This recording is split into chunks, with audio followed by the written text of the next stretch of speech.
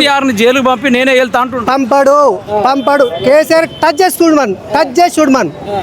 చూడమని కేసీఆర్ రాదు, ముట్టుకోడు కూడా. భయం పుట్టింది ఇప్పటికి. కాంగ్రెస్ వాళ్ళకి ఒక్కొక్కరికి గుండెలు దడ పుడుతున్నాయి. రాదు, అసలుకే రాదు. వస్తుంది మళ్ళీ వచ్చే గవర్నమెంట్ బీఆర్ఎస్ గవర్నమెంట్ వచ్చేది. కేసీఆర్ అప్పులు చేసిండంటే కేసీఆర్ అప్పులు చేసిండు, ఓకే కాదట్లేం. ఎక్కడి కాళేశ్వరం, ఎక్కడి నీళ్ళు, ఎక్కడికి వెళ్ళి వస్తున్నాయి నీళ్ళు, ఎక్కడ పంట పండుతున్నాయి, ఎన్ని నీళ్ళు తెచ్చిండు?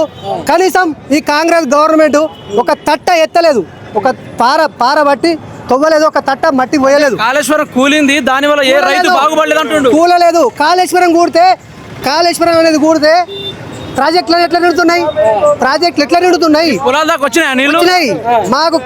మాకు గతంలో కనీసం ఒక సుక్క వాటర్ లేకుండా మా బావిలో ఎండిపోయిన బావులు. అలాంటిది ఇప్పుడు ఫుల్ వాటర్. ఇప్పుడు 24 hours, ఇప్పుడు కరెక్ట్ ఒక 3 months 4 months అవుతుంది వాటర్ రావట్టి, కాళేశ్వరం వాటర్ రావట్టి. కాళేశ్వరం కూలిపోతాయి, వాటర్ ఎక్కడికి వచ్చినాయి వాటరు చెప్పు. ఒక పిల్లర్కి ఒక పర్ర వచ్చింది. మనం ఒక ఇల్లు కట్టుకుంటే లైట్ ఎక్కడన్నా ఒక గోడ కన్నా చిన్న పర్రని వస్తుంది. అలాంటిది అంత పెద్ద కాళేశ్వరం కడితే ఆయన మీద ఎందుకు నిందలు మోసుడు? వీళ్ళు కట్టండి, వీళ్ళు మంచి 4 ప్రాజెక్టులు కట్టని, ఇంకా దాన్ని నిరూపించుకొని రైతులకు మేలు చేయని. ఎక్కడ ధాన్యం అక్కడనే నిల్వలు ఉంటుంది.